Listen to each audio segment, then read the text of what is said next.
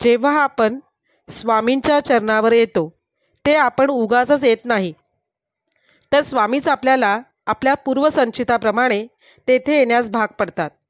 पण एकदा का स्वामींच्या चरणी आलो तर तेथे स्थिर राहणे हे आपले कर्तव्य आहे.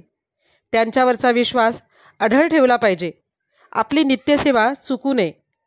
आपली एखादी इच्छा पूर्ण करण्याआधी स्वामींना मी अमुक अमुक वस्तू अर्पण करेन असे न करता स्वामी समर्थ या मंत्राचा जप करावा. आज मी तुम्हाला 11 दिवसाचे अनुष्ठान कसे करावे हे सांगणार आहे.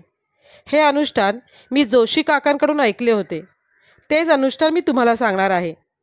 हे अनुष्ठान कोणी केले तरी चालते.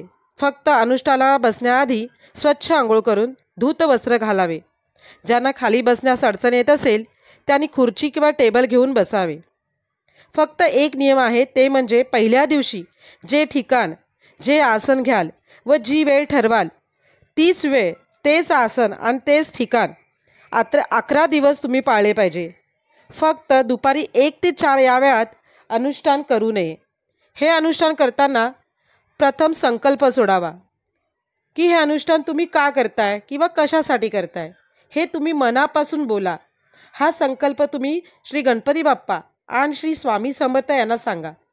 त्यानंतर श्री स्वामी समर्थ या मंत्राची 1 माळ व ओम स्वामी समर्थ या मंत्राची 1 माळ असा मंत्रजप करावा.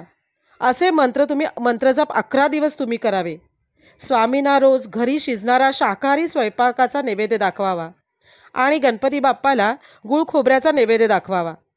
अनुष्ठानच्या शेवटच्या दिवशी तुमच्या भावनेप्रमाणे किंवा तुमच्या यथाशक्ती महाप्रसाद करावा. तुम्हाला जमेल त्यांना तुम्ही जेवू घाला. प्रथम हा महाप्रसाद स्वामींना व गणपती बाप्पांना दाखवा व त्यानंतर तो इतरांना महाप्रसाद द्यावा. त्यानंतर आपली इच्छापूर्ती नक्की होते. श्री स्वामी समर्थ महाराज की जय.